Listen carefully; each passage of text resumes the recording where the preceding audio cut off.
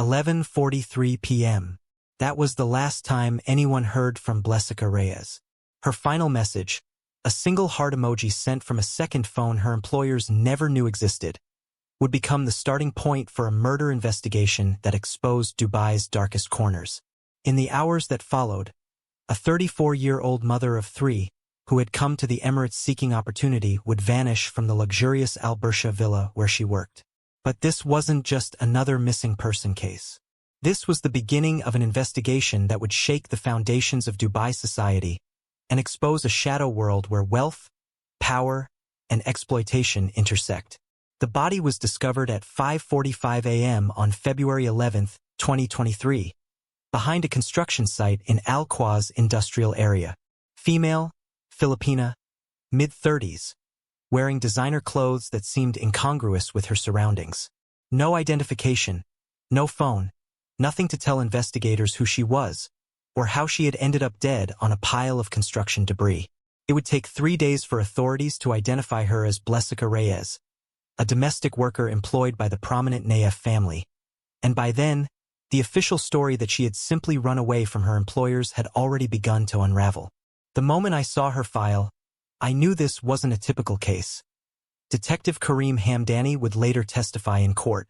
Domestic workers who run away don't end up wearing 5,000 dirham dresses and Louboutin heels. Someone wanted us to think she had a secret life that led to her death. What we didn't realize was how complicated that secret life actually was. Blessica de los Santos Reyes was born in 1989 in a fishing village outside Cebu City, Philippines. The third of 7 children in a family that survived on less than 300 pesos a day, about $6. Blessica's early life was defined by the constant struggle to meet basic needs. Her father, a fisherman whose livelihood was increasingly threatened by commercial trawlers and climate change, drank away much of the family's meager income. Her mother cleaned houses and took in laundry, often working 16-hour days just to feed her children. Even as a child, Blessica had that look in her eyes, her older sister Camila told investigators. Like she was always calculating, always planning her escape. Not from us, but from the poverty. She used to stand at the edge of the water and point to the cargo ships on the horizon, telling me one day she would be on one, going somewhere better. Education offered the clearest path out, and Blessica excelled in school despite the challenges. Her teachers noted her facility with languages and her exceptional memory, skills that would later serve her in navigating the complexities of life in Dubai. But at 16, Blessica's educational journey was interrupted when she became pregnant by her 19-year-old boyfriend, Mateo. Against her parents' wishes, Blessica married Mateo in a small civil ceremony. By 21, she had 3 children, 2 boys and a girl, and was working as a cashier at a small grocery store while taking night classes to complete her high school education. Mateo worked sporadically as a motorcycle taxi driver, but his contributions to the household were unpredictable at best. He would disappear for days, then come back with gifts for the children but no money for food, Camila explained. Blessica tried to make it work for years because she wanted her children to have a father. But after he disappeared for 3 months and returned with another woman's name tattooed on his arm, she finally had enough. In 2017, Mateo left for good, moving to Manila with a woman he'd met online and leaving Blessica alone with 3 children to support on a cashier's salary of 12,000 pesos, $240 per month. The COVID-19 pandemic only worsened their situation, as reduced hours at the grocery store cut her already meager income by 40%. It was during this period of deepening desperation that Blessica first encountered Globe Opportunity Services, a recruitment agency specializing in placing Filipino workers in Middle Eastern households. The agency's advertisements were everywhere in Cebu, on buses, on social media, on flyers posted outside churches and schools. Earn 1,500 dirhams monthly, $400, plus room and board. Send your children to college. Build a better future. The promises were enticing, especially for a single mother struggling to keep her children fed. She talked about it for months before deciding, Camila recalled. She would make lists of pros and cons, calculate how much money she could send home each month, research Dubai online at the internet cafe. She wasn't naive. She knew it would be hard work in a foreign country, but the mathematics of survival left her little choice. In March 2021, after weeks of paperwork, medical examinations, and orientation sessions, Blessica signed a 2-year contract with Globe Opportunity Services. The terms specified that she would work as a domestic helper for the Nayef family in Dubai, with 1 day off per week, accommodations and food provided, and a monthly salary of 1,500 dirhams. What the contract didn't explicitly mention was that Blessica would be entering the kafala sponsorship system, a legal framework that would bind her completely to her employers. The night before her departure, Blessica recorded videos for each of her children on her sister's phone.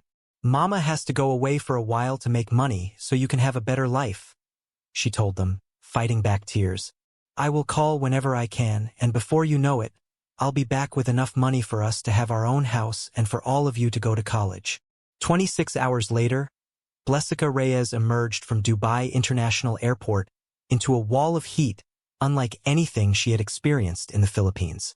A driver holding a sign with her name misspelled as Blessing drove her to her new home, a 6-bedroom villa in Al Bursha belonging to Tariq Nayef, his wife Layla, and their teenage children. The Nayef residence epitomized the luxury that drew millions of tourists to Dubai each year. Marble floors that gleamed under crystal chandeliers, a swimming pool with a mosaic depicting Arabian desert scenes, a garage housing 3 luxury vehicles including a Lamborghini Urus that cost more than Blessica would earn in 20 years of domestic service. Tariq Nayef, a 58-year-old real estate developer with deep connections throughout the Emirates, had built his fortune during Dubai's explosive growth in the early 2000s. Blessica's introduction to her new life was swift and disorienting. Mrs. Nayef, a 45-year-old former beauty queen from Lebanon who now spent her days shopping and attending charity galas, showed Blessica to her room, a converted storage space off the kitchen measuring 8 feet by 6 feet, with a single mattress on the floor and a small plastic shelving unit for her belongings. "Your passport, please," Mrs. Nayef said, extending her hand the moment Blessica set down her suitcase. "We'll keep it safe for you. You won't need it." With that simple transaction, Blessica entered fully into the kafala system, a legal framework that has been described by human rights organizations as a form of modern indentured servitude. Under kafala, foreign workers cannot change employment, leave the country, or even open a bank account without their sponsor's permission. Their legal status in the country is entirely dependent on their employer's goodwill. "The first week was like living in a fog," Blessica later told Rosario Mendoza, another Filipina worker in a neighboring villa who would become her closest confidant and, eventually, a key witness. "I didn't know when to sleep because they would ring a bell for me at any hour. I wasn't sure what I was allowed to eat or when. I had to learn all their preferences immediately, how hot Mr. Nayef liked his coffee, which detergent Mrs. Nayef wanted for her silk blouses, which foods their son was allergic to." Blessica's day began at 5:30 a.m. with prayer cleaning, the thorough sanitizing of the family's prayer room before dawn prayers. Then came breakfast preparation, cleaning the children's rooms while they were at school, laundry, lunch preparation, afternoon tea service, dinner preparation, after dinner cleanup, and finally preparation for the next day, which often kept her working until midnight or later. "There were no days off for the first 3 months," Rosario recalled. Mrs. Nayef said Blessica needed to learn the household before she could have time to herself.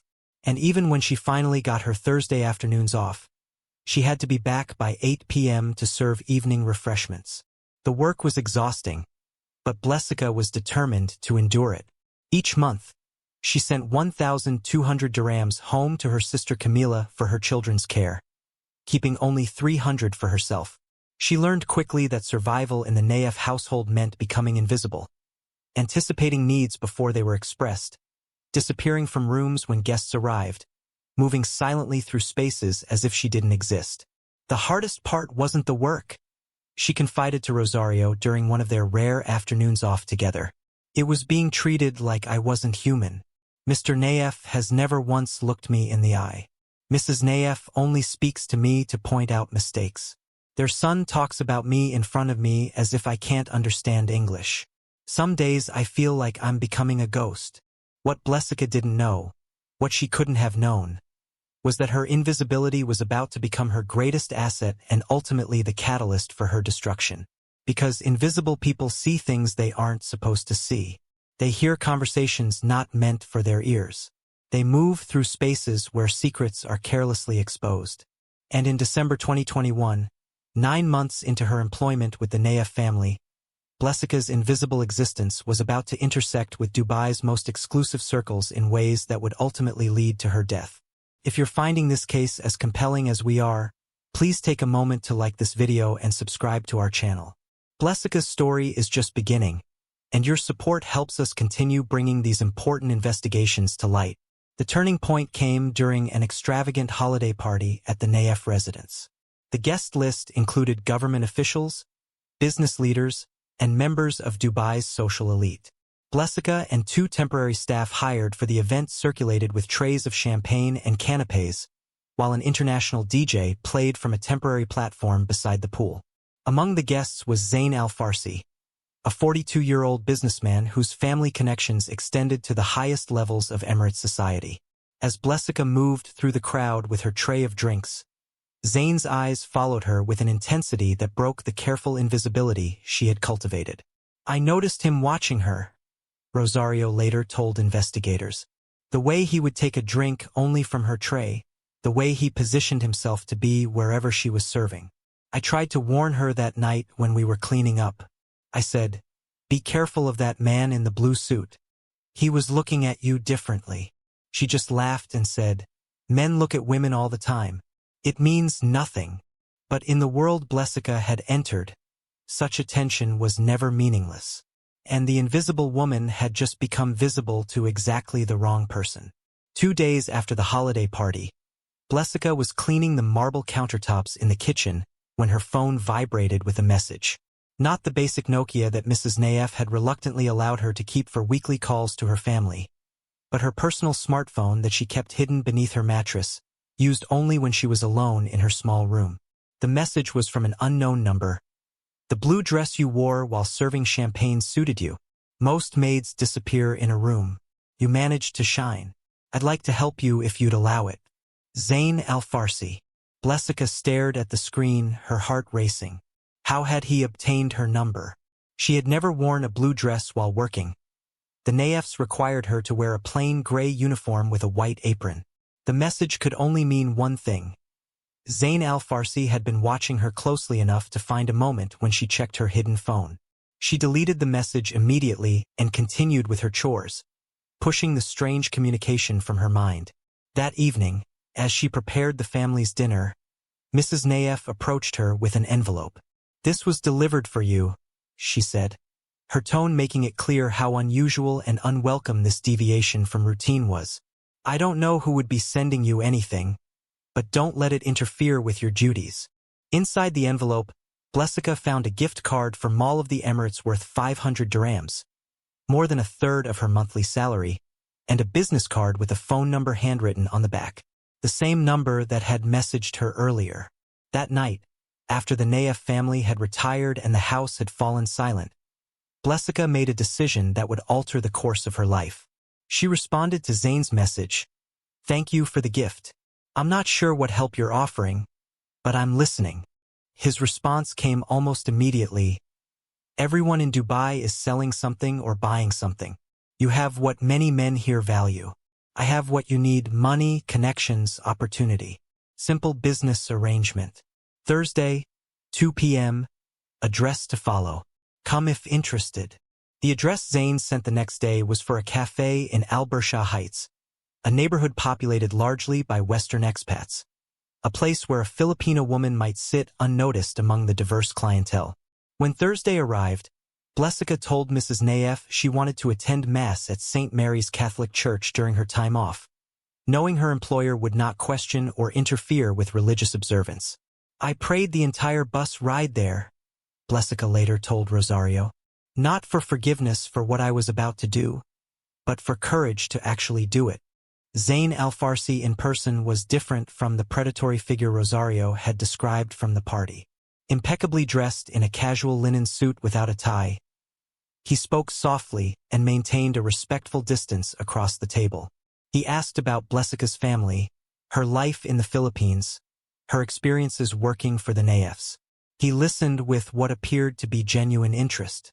"I have a proposition," he finally said after their coffee had grown cold. "I have an apartment in International City that I keep for business meetings. It's empty most days. I need someone there 2 afternoons a week, for hours each time. Good company, interesting conversation, perhaps more if we both agree. 5,000 dirhams per month, cash, in addition to your regular salary. 5,000 dirhams. More than 3 times what she earned from the Sheikhs. Enough to not only support her children but to start saving for the future she had always dreamed of giving them." "What exactly would I be expected to do?" Blessica asked, her voice barely audible. "Be yourself," Zain replied. "Dress in the clothes I provide. Talk with me. Help me understand the world from a different perspective. I have everything money can buy, but real experiences with real people, that's becoming rare in my circles." Blessica didn't believe him, not entirely. But she had spent enough time in the Naif household to understand that wealth often brought peculiar desires that weren't always sexual in nature. Some of Mrs. Naif's friends treated her like a therapist, unburdening themselves of marital problems and family dramas while she cleaned around them, knowing she was unlikely to share their secrets. "I need to think about it," Blessica said, standing to leave. "Of course," Zain replied, sliding a key card across the table. "The address is on the card. Next Thursday, 2 p.m. If you don't come, I'll understand. There will be no consequences. If you do come, there will be an envelope with your first payment." That evening, Blessica showed Rosario the key card during their overlapping break. "Are you crazy?" Rosario hissed, pulling Blessica into the small garden where they wouldn't be overheard. "Men like that don't just give money for conversation. And even if that's all he wants now, it won't stay that way. You could lose your job, be deported, or worse." "I know the risks," Blessica replied, her voice steady. "But do you know what 5,000 extra dirhams means for my children? My youngest needs braces that would cost 2 months of my salary. My oldest is smart enough for university, but there's no money for that. This could change everything for them." "And what happens when he expects more than conversation?" Rosario pressed. "What line won't you cross for your children? Because he will find that line and push you right over it." The following Thursday, Blessica stood outside the apartment in International City, a neighborhood primarily populated by South Asian and Chinese expatriates working in Dubai's vast service sector. The building was unremarkable, not luxurious by Dubai standards but clean and respectable. Using the key card, she entered a 1-bedroom apartment with simple but tasteful furnishings. On the dining table was a large box wrapped in silver paper and an envelope containing 5,100 dirham notes. Inside the box, she found an emerald green silk dress, far more elegant than anything she had ever owned, along with matching shoes and a note. "Bathroom to the left. Make yourself comfortable." When Zain arrived 30 minutes later, Blessica was wearing the green dress and seated stiffly on the edge of the sofa. What followed was nothing like what she had feared. They talked for 3 hours about their childhoods, their families, their observations about life in Dubai. Zain ordered food delivered but didn't touch her. When the 4 hours were over, he thanked her for her time and said he looked forward to seeing her the following week. "It was strange," Blessica told Rosario afterward. "Like he was paying for the novelty of speaking to someone outside his social circle. He asked about what it was like to clean houses, how I felt when people spoke as if I wasn't in the room, what I thought about the women who hired me. Men like that don't pay just for conversation," Rosario insisted. "Whatever game he's playing, it's going to change. Be careful." Rosario was right, though not in the way either of them expected. Over the next 2 months, Blessica continued her Thursday meetings with Zain. Each week there would be a new dress waiting for her, each more expensive than the last, along with her payment in cash. Their conversations remained largely proper, with Zain occasionally touching her hand or brushing hair from her face. Tests, she realized, to see how she would respond. In the 3rd month, everything changed. Zain arrived at the apartment with another man, introducing him as my close friend Faisal Badir. Faisal was older than Zain, perhaps in his mid-40s, with a neatly trimmed salt and pepper beard and shrewd eyes that assessed Blessica with unsettling intensity. "Zayn has told me so much about your fascinating perspective," Faisal said, his smile never reaching his eyes.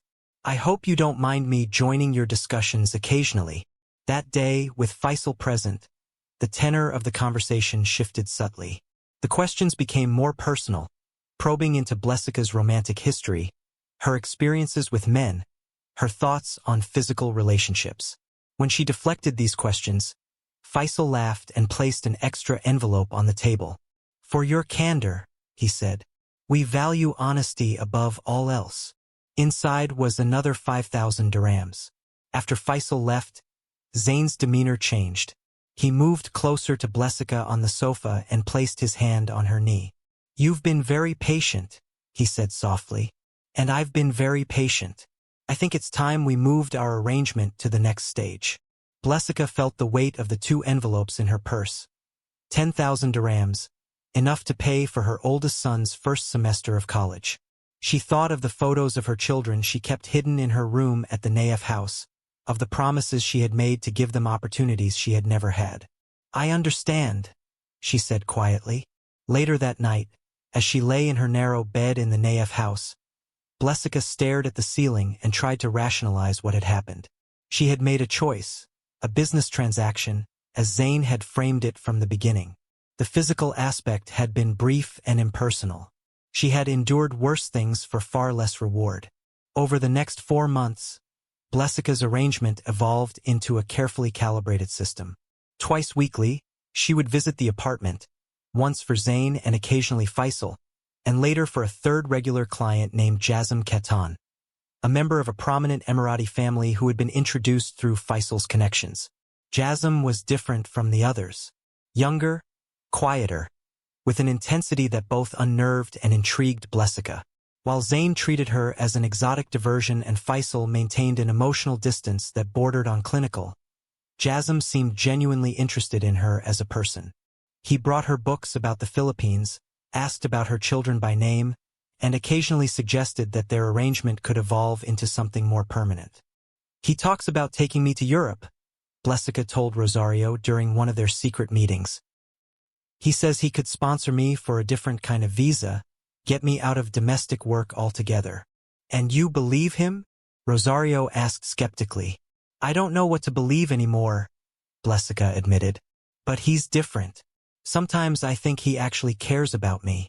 By December 2022, Blessica had accumulated enough money to make dramatic changes in her family's circumstances.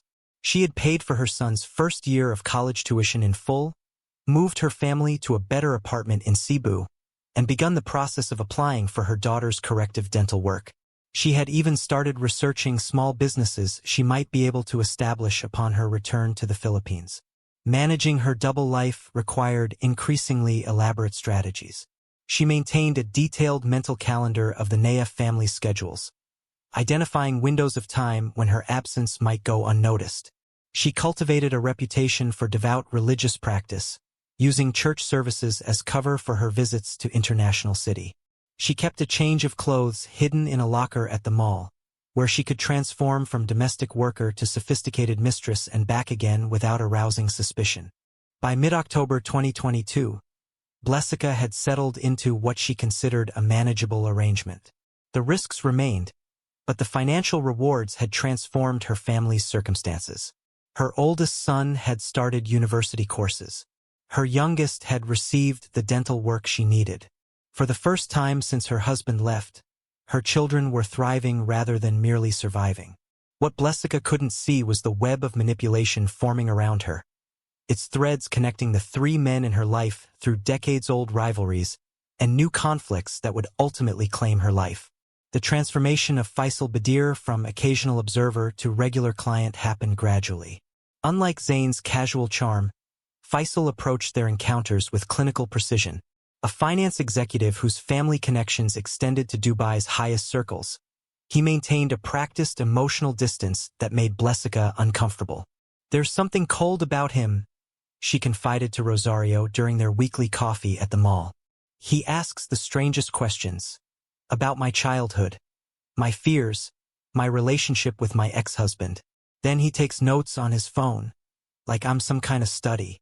What Blessica didn't know was that Faisal wasn't just recording their conversations. He was documenting everything about her arrangement with both men, photographing her arrivals and departures, recording their encounters through hidden cameras in the apartment, collecting information that could be weaponized if needed. For men like them, it's never just about companionship or even sex.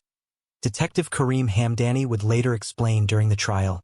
Information is the real currency. What someone knows about someone else, that's power in Dubai. This wasn't the first time Zain and Faisal had run this operation.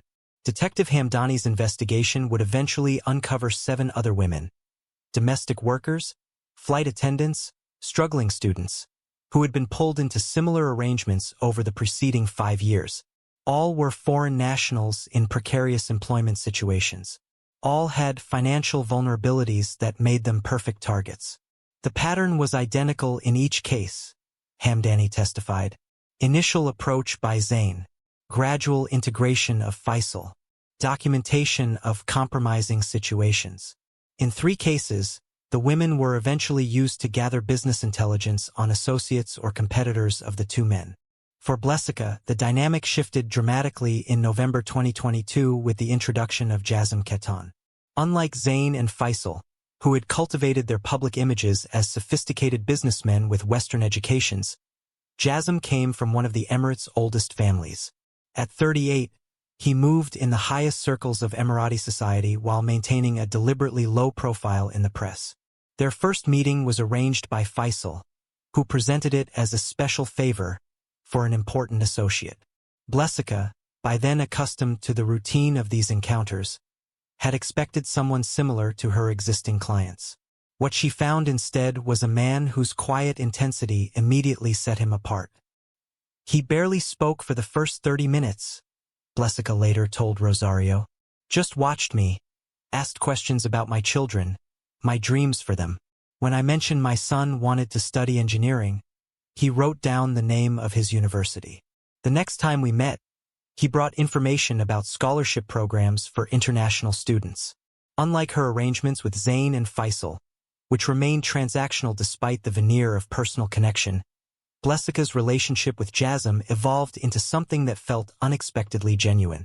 He spoke of his own childhood, his complicated relationship with his family's expectations, his desire to live differently from his peers. Sometimes I feel like I'm wearing a mask every moment of my life, he told her during their 3rd meeting. Except when I'm here with you. With you, I can be real. What Blessica couldn't have known, what would only become clear after her death, was that Jasm's entry into her life wasn't accidental. 6 months earlier, his development company had outbid Zain's firm for a massive government contract to build a new technology hub in Dubai South. The project, worth over 800 million dirhams, had been Zain's opportunity to establish his company as a top-tier developer. Losing it had been both a financial blow and a humiliating public defeat. The business rivalry between Zain Al-Farsi and Jasm Ketan went back years. Prosecutor Noor Al-Sayegh would later tell the court. But the Dubai South contract took it to a new level. Text messages recovered from Zain's phone show he considered it a personal betrayal, not just a business setback. By December, Blessica was seeing Jasm twice a week, once at the apartment maintained by Zain and Faisal, and once at a luxury hotel in Dubai Marina where Jasm kept a permanent suite. The financial arrangement continued, but Jasm's gifts extended beyond cash to include items for her children. A laptop for her oldest son, educational toys for her daughters, even a small gold necklace for Blessica herself with a pendant in the shape of the Philippines. I think he really cares about me, Blessica told Rosario during their New Year's Day meeting. Last week, he started talking about my visa situation, asking if I'd ever considered leaving domestic work. He mentioned a friend with connections at the immigration department who might be able to help me get residency without an employer sponsor. Rosario's response was uncharacteristically sharp. Listen to me, Blessica. In 2 years working here, I've heard dozens of stories about maids who thought rich men would save them. Not once, not a single time, did those stories end well. Whatever you think is happening between you and this man, it's not what you imagine. But Blessica was already too invested in the fantasy to heed her friend's warning. The invisible domestic worker, accustomed to moving through spaces unacknowledged, had become visible to a man of power and influence. After years of struggling alone, the possibility of a protector, a savior, was too seductive to resist.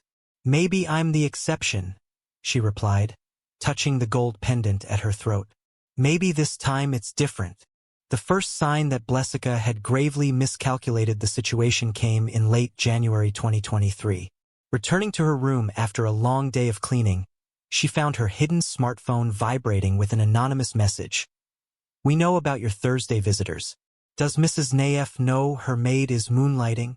Blessica deleted the message immediately, her hands shaking so badly she nearly dropped the phone. For the next 3 days, she performed her duties in a fog of anxiety, jumping at every sound, convinced that Mrs. Naef would confront her at any moment. When no confrontation came, Blessica began to wonder if the message had been a cruel prank from another household employee, or perhaps a random attempt at intimidation. She mentioned it to neither Zayn nor Jasm, concerned that admitting her vulnerability might disrupt the delicate balance of her arrangements. A week later, a second message arrived. "How much do you think Jasm Katan would pay to keep your special friendship private? We have photos." This message Blessica couldn't ignore. During their next meeting, she showed it to Jasm, who studied it with an expression she couldn't quite interpret, somewhere between anger and calculation. "How many people know about us?" he asked, his voice carefully controlled. "Only my friend Rosario," Blessica admitted. "She works in another house. She would never." "Someone is watching," Jasm interrupted. "This could be dangerous for both of us." He paced the hotel suite, phone in hand, typing rapidly. "I'll handle it. Don't respond to any more messages. Don't tell Zayn or Faisal about this. Do you understand? No one can know about these threats." His reaction reinforced Blessica's growing belief that Jasm truly cared for her safety. What she couldn't see was the flash of recognition in his eyes when he read the message. The instant he understood that Zayn and Faisal were making their move against him, using Blessica as their unwitting weapon. For the next 2 weeks, the anonymous messages stopped. Blessica continued her careful balancing act between her duties at the Naef house and her secret appointments with all 3 men. If Zayn or Faisal suspected her growing attachment to Jasm, they gave no indication. The routine continued as established: gifts, payments, and carefully calibrated intimacy that never crossed into genuine emotional territory. But beneath the surface, tensions were escalating. Jasm became increasingly paranoid during their meetings, checking his phone constantly, asking pointed questions about what she had told Zayn about him, insisting that she delete all messages between them immediately after reading. "Something's happening with Jasm," Blessica told Rosario during a hurried conversation in the grocery store, where they sometimes met to avoid suspicion. "He's afraid of something. Yesterday he asked me if Zayn ever mentioned his business or asked questions about other men I might be seeing." "This is getting dangerous," Rosario warned, gripping Blessica's arm tightly. "These men aren't playing games. They're using you for something, and when they're done, you'll be disposable. You need to end it. All of it, before you get caught in the middle of whatever is happening." Blessica nodded, promising to consider her friend's advice, but the truth was already evident in her eyes. She was too deeply enmeshed, too financially dependent on the arrangements, and too emotionally invested in Jasm to walk away. The invisible woman had become visible in ways that felt transformative, and the prospect of returning to complete invisibility was more frightening than whatever risks she currently faced. On February 1st, the anonymous messenger made contact again. This time, the message was accompanied by photos. Blessica entering the International City apartment. Blessica in the emerald dress Zayn had first given her. Blessica with Jasm in the hotel elevator. The text was explicit. "We want information about Jasm Katan's new development project. Get access to his phone or laptop. Details of his meetings, his contacts, his financial arrangements. You have 1 week. Or these photos go to the Naefs, the police, and your family in Cebu." The blackmail message arrived with stark clarity. "We want information about Jasm Katan's new development project. Get access to his phone or laptop. Details of his meetings, his contacts, his financial arrangements. You have 1 week. Or these photos go to the Naifs, the police, and your family in Cebu. Blessica sat on the edge of her narrow bed, the glow of her phone illuminating her face in the darkness of her small room. It was 11:17 p.m., and the Naif household had been quiet for over an hour. Her hands trembled as she scrolled through the attached photos, evidence of a double life that would destroy everything she had worked for if exposed. The impossible choice before her was brutally clear. Betray Jasm, the only one of her 3 clients who had shown genuine interest in her as a person, or watch her carefully constructed world collapse. Exposure would mean immediate dismissal from the Naif household, likely deportation, and the end of the financial lifeline that had transformed her family's circumstances back in the Philippines. "I need more time," she typed back, hoping to buy herself space to think. The response was immediate. "You have until February 10th. No extensions." For the next 9 days, Blessica moved through her duties at the Naif house like a sleepwalker, mechanically performing tasks while her mind raced through potential escapes from her dilemma. She considered confessing everything to Jasm, but feared his reaction. She thought about approaching Zane directly, suspecting he might be behind the blackmail, but couldn't risk confirming her suspicions if he wasn't involved. "You look terrible," Rosario told her during their brief meeting at the neighborhood grocery store. "What's happening?" Blessica hesitated, then showed her friend the blackmail message. Rosario's face drained of color. "This is exactly what I warned you about. These men are using you as a pawn in their games. You need to get out now. Quit the Naifs. Go back to the Philippines before this gets worse." "I can't," Blessica replied, her voice barely audible. "My oldest son just started his 2nd semester. My youngest needs follow-up dental work. If I leave now, everything falls apart." "Better than you ending up in prison," Rosario countered. "Or worse. Maybe I can give them something small," Blessica reasoned, more to herself than her friend. "Some minor information that won't really hurt Jasm but will satisfy them. Buy myself time to figure out a real solution." Rosario grabbed her arm. "Listen to me. You're playing with fire. These are powerful men with connections everywhere. If you cross any of them, there's nowhere in Dubai you'll be safe." But Blessica had already made her decision. 2 days earlier, during her regular meeting with Jasm at the hotel suite, she had noticed him reviewing documents for a development project. The papers had been spread across the desk while he showered, architectural renderings and financial projections clearly visible. It would be simple enough to photograph a few pages, not enough to cause real damage, but perhaps enough to satisfy the blackmailers temporarily. The opportunity presented itself on February 10th, exactly as she had anticipated. Jasm had arrived at the hotel suite, distracted by a phone call, tossing his briefcase onto the sofa before disappearing into the bathroom. Blessica moved quickly, opening the case and photographing several documents with her phone: site plans, a construction timeline, a list of investors. What she didn't know, couldn't have known, was that 3 weeks earlier, Jasm had installed a small security camera disguised as a smoke detector in the suite's living room. His growing paranoia about Zane's intentions had led him to take precautions that would ultimately seal Blessica's fate. That evening, after returning to the Naif house, Blessica sent the photos to the anonymous number with a message. "This is all I could get safely. I need this to be the end of it." The response was immediate. "Good start. We'll be in touch with next steps." At 7:14 p.m., Blessica received a message from Jasm. "Need to see you tonight. Urgent. I'll send a car." Something in the terseness of the message sent a chill through her, but she replied, "Working until 11. Can meet after." "I'll send a car at 11:15, came the response. "This can't wait until morning." As she continued her evening duties, serving the Naif family their dinner, cleaning the kitchen, preparing the house for the next day, Blessica felt a growing sense of dread. Had Jasm discovered her betrayal already? Was this urgent meeting about something else entirely? The uncertainty was almost worse than knowing. At 10:43 p.m., as she finished folding the last of the laundry, Blessica made a decision. She sent a message to Rosario, Meeting Jay tonight. If you don't hear from me by morning, call my sister in Cebu. Tell her everything. Rosario's response came immediately. Don't go. Whatever he wants, it's not worth the risk.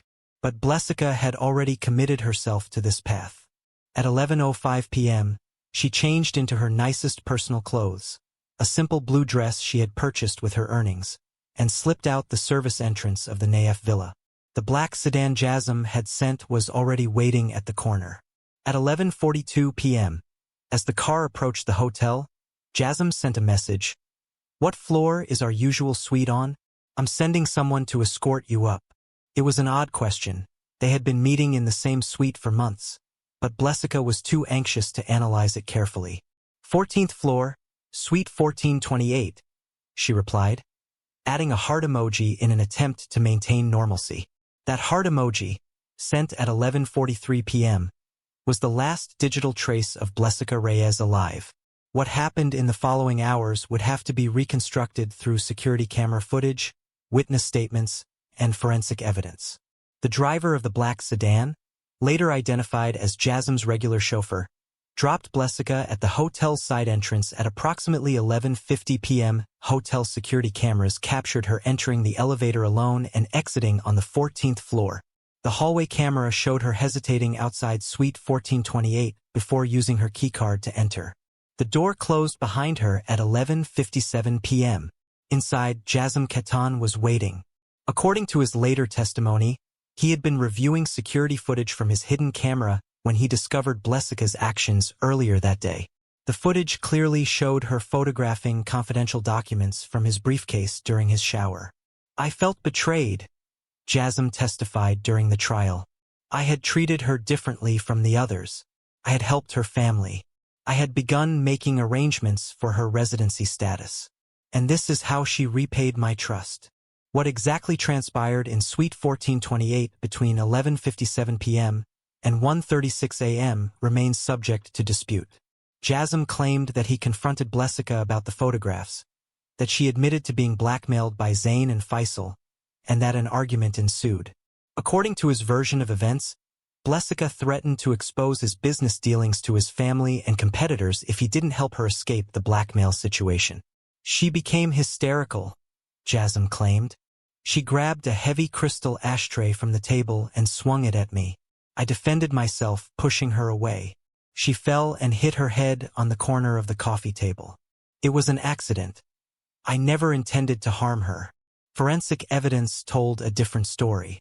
The medical examiner's report indicated that Blessica had been strangled manually, with bruising patterns consistent with 2 hands around her neck. Defense wounds on her arms and hands suggested she had fought desperately for her life.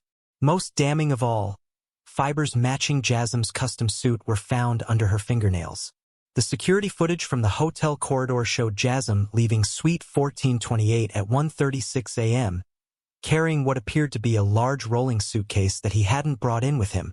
The elevator camera captured him taking the service elevator to the basement parking garage, where his driver was waiting. At 5:45 a.m., a maintenance worker arriving for his early shift at a construction site in Al-Quaz industrial area discovered Blessica's body partially hidden behind a stack of concrete pipes. She was still wearing the blue dress, though her shoes and purse were missing. An autopsy would later determine that she had died between midnight and 2 a.m. from manual strangulation. The initial police report classified the case as a probable crime of passion, involving an unidentified domestic worker. Had it not been for 3 crucial factors, Blessica's death might have become just another statistic, another foreign worker whose disappearance went largely uninvestigated. The first factor was Rosario Mendoza. When Blessica failed to respond to messages the following morning, Rosario did exactly as her friend had instructed. She contacted Blessica's sister Camila in Cebu and told her everything about Blessica's secret life. Camila immediately reached out to the Philippine consulate in Dubai, insisting that her sister was missing under suspicious circumstances. The second factor was Detective Karim Hamdani, assigned to what initially appeared to be a routine homicide. Unlike some of his colleagues, Hamdani had developed a reputation for treating crimes against foreign workers with the same seriousness as those involving Emirati citizens or Western expatriates. He recognized the designer dress Blessica was wearing as inconsistent with the typical domestic worker narrative. "This doesn't fit the usual pattern," he told his partner at the crime scene. "Domestic workers who run into trouble don't usually wear 3,000 dirham dresses. There's something else happening here." The third and most important factor was the message Blessica had sent to Rosario the night before her death. That digital breadcrumb, linking her directly to Jay on the night of her murder, gave investigators their first solid lead. Within 48 hours of discovering Blessica's body, Detective Hamdani had identified her, interviewed her employers who claimed to have no knowledge of her activities outside their home, and begun tracking her movements on her final day. The hotel's security footage provided crucial evidence, including clear images of Jasm Katan entering and leaving Suite 1428 on the night of the murder. For Jasm, the carefully constructed facade of respectability began to crumble almost immediately. Police seized his phone records, revealing his communications with Blessica. They obtained the security footage from his hidden camera in the hotel suite, which had captured not only Blessica photographing his documents but also portions of their fatal confrontation. Most damaging of all, they discovered the original blackmail messages on Zayn al-Farsi's personal devices during a parallel investigation, confirming that Blessica had been caught between powerful men using her as a pawn in their personal and professional rivalries. As dawn broke over the construction site where Blessica's body had been discarded like unwanted debris, the invisible woman had finally become visible to the world, not as the loving mother and hard-working provider she had been in life, but as evidence in a murder case that would expose the dark underside of Dubai's glittering facade. When Detective Kareem Hamdani arrived at the Al-Quaz construction site on the morning of February 11, 2023, he was confronted with what appeared to be a routine case, the body of an unidentified foreign woman, likely a victim of what his colleagues were already dismissing as a crime of passion or a dispute among workers. In a city with over 2.3 million expatriates, such cases rarely received thorough investigation, particularly when the victim appeared to be from the vast army of domestic workers who kept Dubai functioning. But something about this scene struck Hamdani as unusual. The victim was wearing a designer dress that would cost 3 months' salary for most domestic workers. Her manicured nails and carefully styled hair suggested access to luxuries far beyond the means of the typical household employee. Most telling of all was the complete absence of identification. No purse, no phone, no documents of any kind. "This wasn't a robbery gone wrong," Hamdani noted in his initial report. "This was a deliberate attempt to delay identification. Someone wanted time to establish alibis and destroy evidence." The breakthrough came within 48 hours, when the Philippine consulate filed a missing person report for Blessica Reyes, a 34-year-old domestic worker employed by the Naif family. The report, unusually detailed for a missing worker case, had been initiated by Blessica's sister in Cebu after receiving an alarming call from another Filipina worker named Rosario Mendoza. Hamdani immediately connected the cases and interviewed Rosario, who reluctantly shared what she knew of Blessica's secret life. Her arrangements with wealthy men, her increasing entanglement with someone she referred to only as Jay, and the final message Blessica had sent before her disappearance. "She was scared," Rosario told Hamdani. "She said if I didn't hear from her by morning, I should call her sister and tell her everything. She never sent messages like that before." Armed with Blessica's phone number from Rosario, Hamdani began the methodical process of tracking her digital footprint. The phone itself was never recovered, but the data trail it left proved invaluable. Working with Dubai Police's Cybercrime Division, Hamdani obtained Blessica's call and message records from her service provider.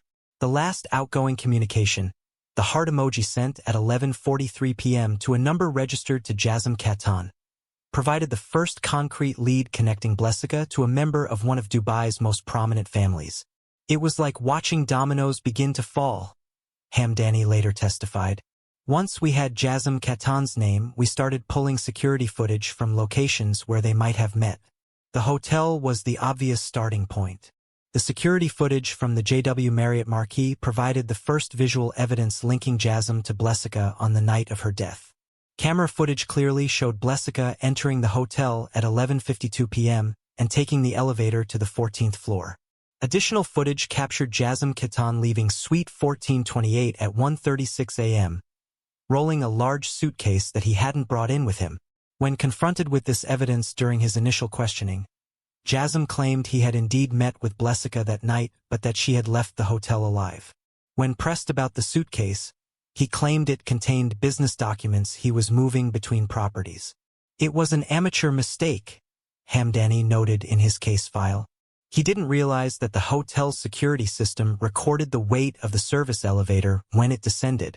The elevator log showed a 63-kilogram increase in weight when he entered with the suitcase compared to when he had arrived earlier that evening.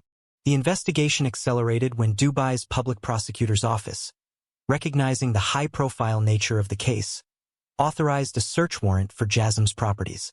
In the hotel suite, forensic technicians found traces of Blessica's blood, despite an attempt to clean the scene.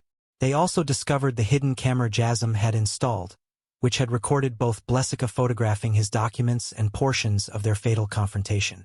Most damning of all was the GPS data from Jasm's personal vehicle, which showed it traveling from the hotel to the Al Quaz construction site in the early hours of February 11th, exactly where Blessica's body had been discovered. While the evidence against Jasm was mounting, Hamdani's investigation took an unexpected turn when his team discovered the connection to Zain al-Farsi and Faisal Badir. Analysis of Blessica's phone records showed regular contact with both men over a period of months, along with substantial bank deposits that didn't match her salary from the Nayef household. "We realized we weren't investigating a simple crime of passion," Hamdani explained. "We were looking at something much more complex, a web of exploitation, blackmail, and business rivalries with Blessica caught in the middle. The breakthrough in connecting all three men came from an unlikely source, Faisal Badir himself. When investigators began examining his financial records, Faisal panicked, realizing he could be implicated not just in Blessica's death, but in a pattern of exploitation stretching back years. He approached the prosecutor's office through his attorney, offering full cooperation in exchange for reduced charges. What Faisal revealed transformed the case from a murder investigation into an expose of corruption and exploitation at the highest levels of Dubai society. He confirmed that he and Zain had been recruiting vulnerable women, primarily domestic workers and other expatriates in precarious situations, for years. Their pattern was consistent. Zain would make initial contact and establish a financial arrangement. Faisal would join later, and together they would document compromising situations that could be used for blackmail. "We never intended for anyone to get hurt physically," Faisal claimed in his sworn statement. "This was about business leverage. The women were well compensated, and the information they provided gave us advantages in negotiations and deals." According to Faisal, the operation had been profitable but relatively small-scale until Jasm Khatan outmaneuvered Zain on the Dubai South Development Project. The 800 million dirham contract had been Zain's opportunity to establish his company among Dubai's premier developers. Losing it to Jasm had been both financially devastating and personally humiliating. "Zain became obsessed with getting revenge," Faisal testified. "When we discovered through our networks that Jasm was meeting regularly with Blessica, Zain saw an opportunity to gather information that could damage Jasm's business interests and reputation." Digital forensics confirmed Faisal's account. Investigators recovered deleted messages from Zain's devices that matched the blackmail texts Blessica had received. They also found a folder of surveillance photos documenting her movements over several weeks, evidence of a coordinated stalking operation designed to gather material for blackmail. The medical examiner's report provided the final pieces of the puzzle. Dr. Fatima Al-Mazroui's detailed analysis showed that Blessica had fought desperately for her life. Defensive wounds on her hands and arms indicated she had tried to fend off her attacker. DNA under her fingernails matched Jasm Khatan's genetic profile. Most conclusively, the bruising pattern on her neck showed she had been strangled by someone facing her, using both hands with significant force. The physical evidence contradicts Mr. Khatan's claim of an accidental death, Dr. Al-Mazroui testified. The victim was strangled deliberately and with sustained pressure for at least 2 minutes. This was not a momentary loss of control or a defensive action. It required intent and persistence. As the investigation expanded, It uncovered a broader pattern of exploitation that extended far beyond Blessica's case. Interviews with other domestic workers in the area revealed that Dubai's invisible workforce, the hundreds of thousands of foreign laborers who cleaned homes, drove cars, and cared for children, often faced similar vulnerabilities. The kafala sponsorship system creates perfect conditions for exploitation, explained Sofia Rodriguez, an advocate with Migrant Workers Protection Alliance who consulted on the case. Workers can't change jobs without employer permission, can't leave the country without approval, and face deportation if they report abuse. For women supporting families back home, the financial pressure to endure these conditions is immense. The investigation also revealed that the Nayef family, Blessica's employers, had received anonymous calls about her activities weeks before her death. Phone records confirmed that Mrs. Nayef had received calls from a number connected to Zain Al-Farsi's office on 3 occasions in January 2023. When confronted with this evidence, Mrs. Nayef admitted she had been told her maid was meeting men for money, but had dismissed it as malicious gossip. "These people are always spreading rumors about each other," she claimed. "I didn't think it was worth addressing." This casual dismissal of information that might have saved Blessica's life highlighted the dehumanization that many domestic workers experienced.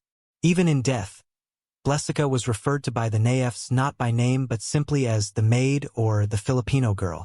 The trial of Jasm Katan for the murder of Blessica Reyes began in June 2023, with parallel proceedings against Zain Al-Farsi and Faisal Badir for blackmail, exploitation, and accessory charges. The courtroom drama that unfolded captured international attention, not just for the sensational details, but for the unprecedented spectacle of 3 prominent Dubai businessmen turning against each other in increasingly desperate attempts to minimize their own culpability.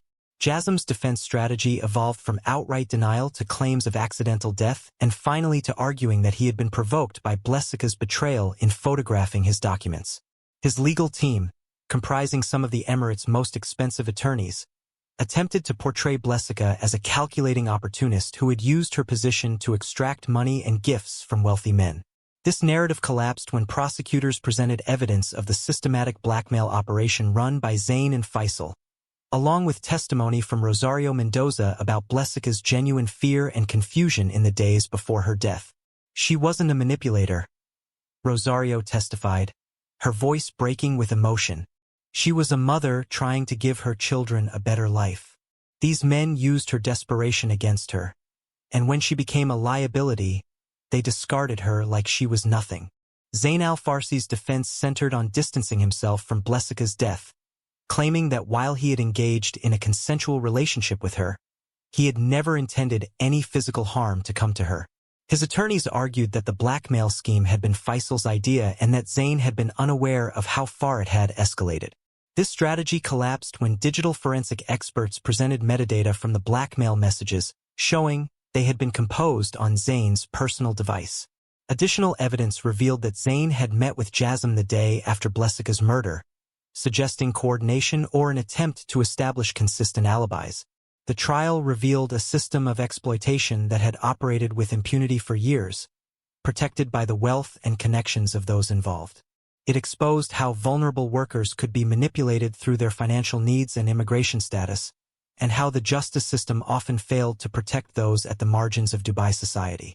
In a surprising development that highlighted the changing dynamics in UAE's legal system, Judge Omar Al-Tanaji rejected multiple attempts by the defendants' families to resolve the case through financial settlements with Blessica's relatives, a common resolution in cases involving expatriate victims.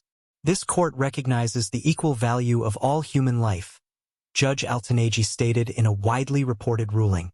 "The status, nationality, or occupation of the victim does not diminish the seriousness of the crime, nor reduce the accountability of those responsible."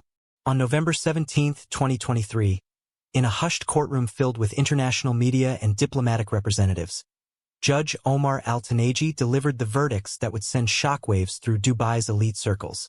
After a 5-month trial that had exposed layers of exploitation, blackmail, and violence, justice was finally being served for a woman who had spent most of her life being invisible.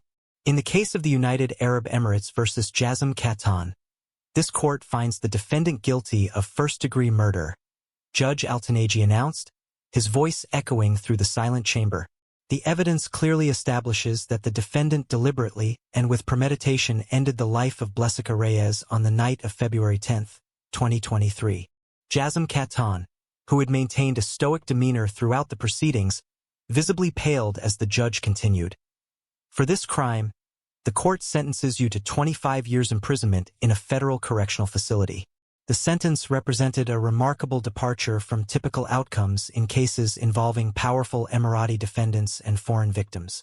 Legal experts had predicted that Jasm's family connections would result in a significantly reduced sentence or even acquittal. Instead, Judge Altanegi had imposed the maximum penalty possible short of capital punishment. Zain al-Farsi received a 15-year sentence for his role in orchestrating the blackmail scheme that led to Blessica's death, along with additional charges related to exploitation and intimidation of foreign workers over a period of years. Faisal Badir, whose cooperation had been instrumental in building the case, received 8 years with eligibility for parole after 5, provided he continued to assist authorities in identifying other victims and perpetrators in similar schemes. As the defendants were led from the courtroom, the cameras turned to the small, dignified woman sitting in the front row. Camila Reyes had traveled from Cebu to Dubai on a visa specially arranged by the Philippine consulate to attend the trial of the men responsible for her sister's death. Her face, so similar to Blessica's that it had caused Detective Hamdani to pause when they first met, remained composed despite the tears streaming down her cheeks. "I feel nothing but sadness," she told reporters gathered outside the courthouse. "These men will serve their time and then return to their lives of privilege. My sister is gone forever. Her children will grow up without their mother. There is no sentence that could ever balance that loss."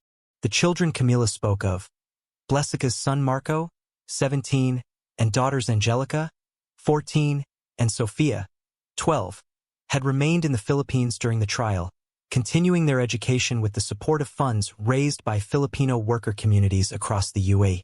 The money Blessica had carefully saved and sent home over her years of service, supplemented by her secret arrangements with the 3 men, had been intended to secure her children's futures. Now that responsibility had fallen to her sister. Blessica always said education was the only way out of poverty, Camila explained in a later interview. She believed her children could have opportunities she never had. Now I must make sure her sacrifice wasn't for nothing. The case had ripple effects far beyond the courtroom. Within weeks of the verdicts, the Philippine government announced significant reforms to its overseas worker programs, particularly for domestic workers in Middle Eastern countries.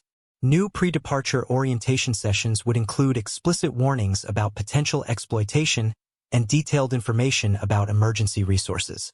The Philippine Overseas Employment Administration established a specialized monitoring system for workers in vulnerable positions, with mandatory weekly check-ins and emergency response protocols.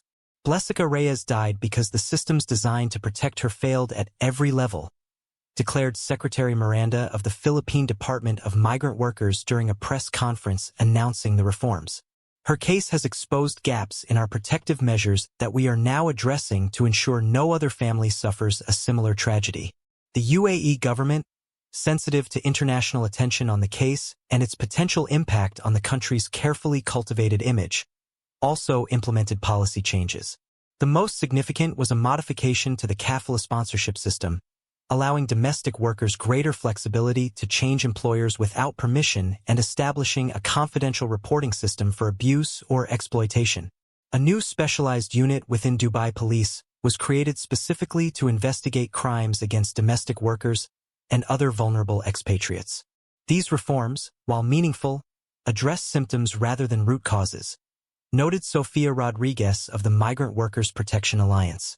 As long as extreme economic disparities exist between sending and receiving countries, workers will remain vulnerable to exploitation. True protection requires recognizing domestic work as legitimate labor deserving of the same rights and protections as any other profession. On December 21, 2023, Blessica Reyes's body was finally returned to her hometown in Cebu. The repatriation, delayed by legal proceedings and bureaucratic complications, had been expedited through the direct intervention of the Philippine consulate following international media attention on the case.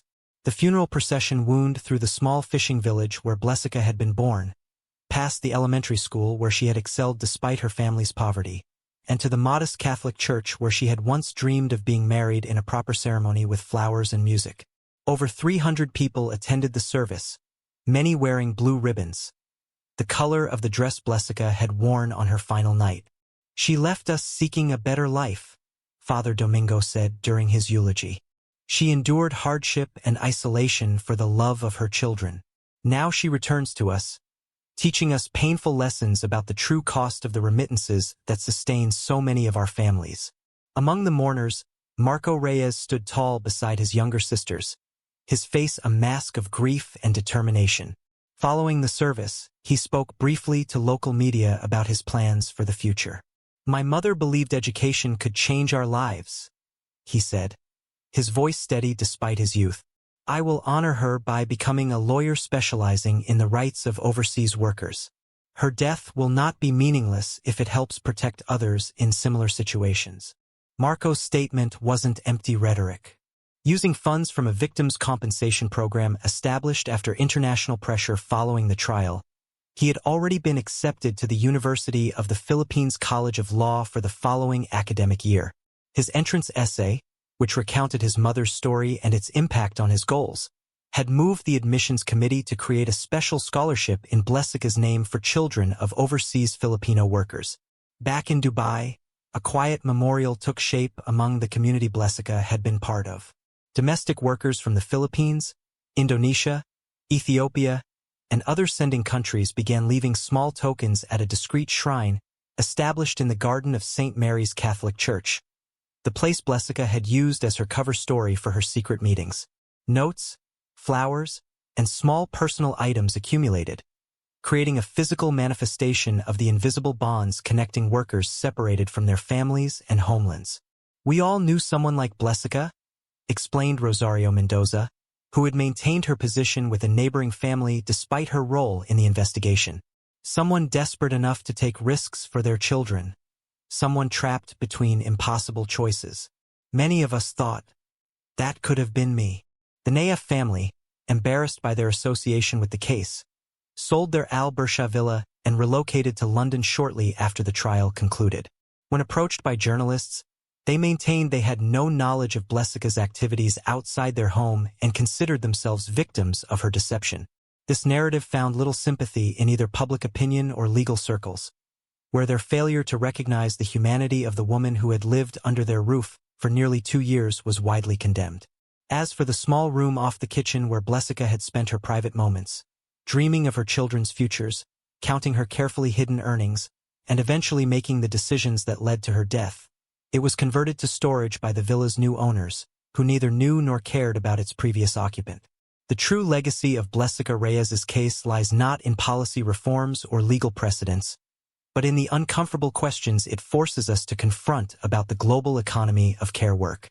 In a world where the intimate labor of childcare, household maintenance, and elder support is increasingly commodified and outsourced across borders, who bears the human cost of this arrangement? Millions of women like Blessica leave their own families to care for others, creating what scholars call care chains that stretch across continents. Their remittances sustain entire communities in sending countries, while their labor enables prosperity and career advancement in receiving nations. Yet their own humanity, their dreams, desires, and dignity, often remains unacknowledged by the very systems that depend on their sacrifice. "What happened to Blessica was extreme," reflected Detective Hamdani in an interview 1 year after her death. "But the conditions that made her vulnerable are systemic and commonplace. When we treat certain categories of people as invisible or disposable, we create environments where exploitation flourishes." Blessica's grave in Cebu bears a simple marble headstone, paid for by a collection taken up by Filipino workers in Dubai. The inscription reads, "Blessica Reyes, 1989 to 2023. Beloved mother, daughter, sister." Her love knew no boundaries. Beside the formal marker, her children placed a small wooden plaque with words Blessica had written in her last letter home. "Everything I do for you." Today, as Marco Reyes pursues his legal studies and his sisters continue their education, as policy reforms slowly reshape the landscape of migrant labor, and as the three men responsible for Blessica's death serve their sentences, the fundamental dynamics that created her vulnerability remain largely unchanged. Millions of women continue to leave their homes and families, seeking economic opportunities that their own countries cannot provide, navigating systems that too often fail to recognize their full humanity. Before you close this video, I ask you to consider three things.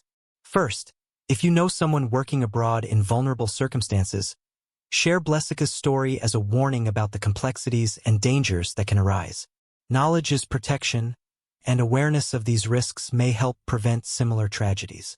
Second, support organizations working to protect the rights of migrant workers in your community and around the world. Groups like the Migrant Workers Alliance, the International Domestic Workers Federation, and local immigrant support centers provide crucial assistance and advocacy for those navigating precarious employment situations. Finally, subscribe to our channel L for more investigations that examine the complex human stories behind the headlines. Understanding these hidden dynamics isn't just about solving crimes, it's about recognizing the systemic conditions that make them possible in the first place. Blessica Reyes was invisible until her death made her visible. There are millions more like her, living and working in the shadows of our global economy. Their stories deserve to be told, their humanity acknowledged, and their rights protected, not just after tragedy strikes, but every day, in every home where their labor makes others' lives possible.